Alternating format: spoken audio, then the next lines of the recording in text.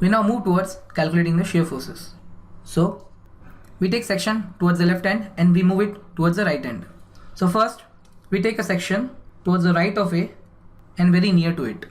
So shear force towards the right of A is, by considering the left hand side of section, we see that the only force acting on the left hand side of section is this positive upward vertical support reaction VA of magnitude 11 kilonewton.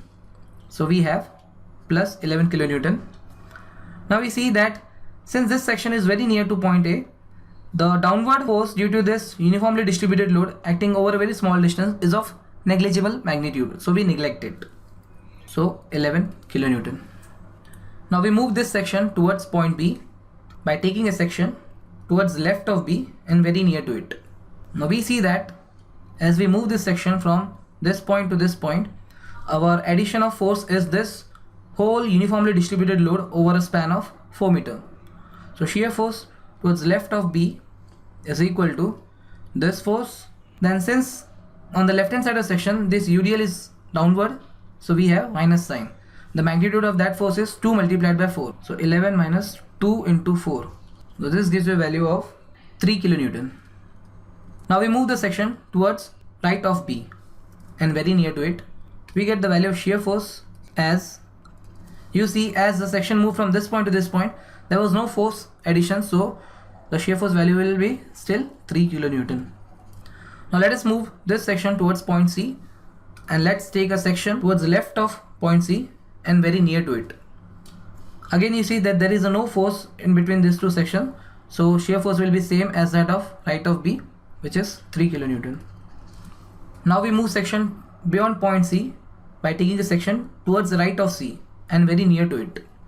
So shear force towards right of C, if you see, as this section is moved over here, the only addition of force is this downward force of 25 kilonewton on the left hand side.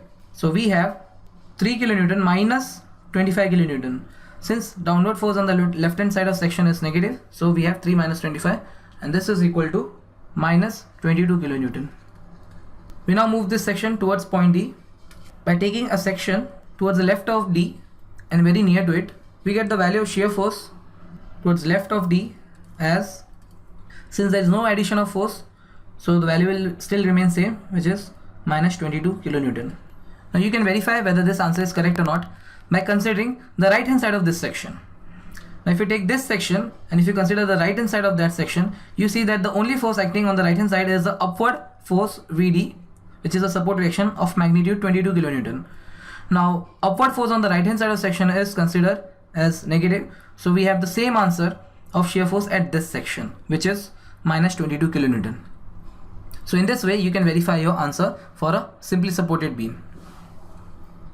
We now start the plotting of shear force on the beam.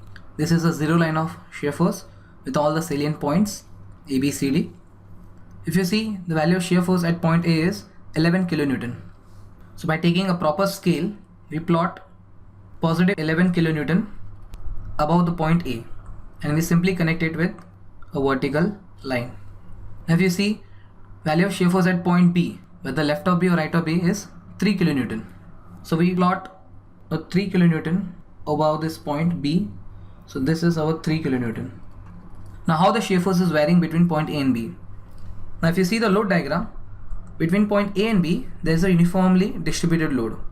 So as I have already discussed, the variation of shear force across a uniformly distributed span of the beam is linear. So we connect this to point by inclined straight line. Now if you see at point C, the value of shear force towards the left of C is 3 kilonewton, whereas towards the right of C is minus 22 kilonewton. So we have two values of shear force.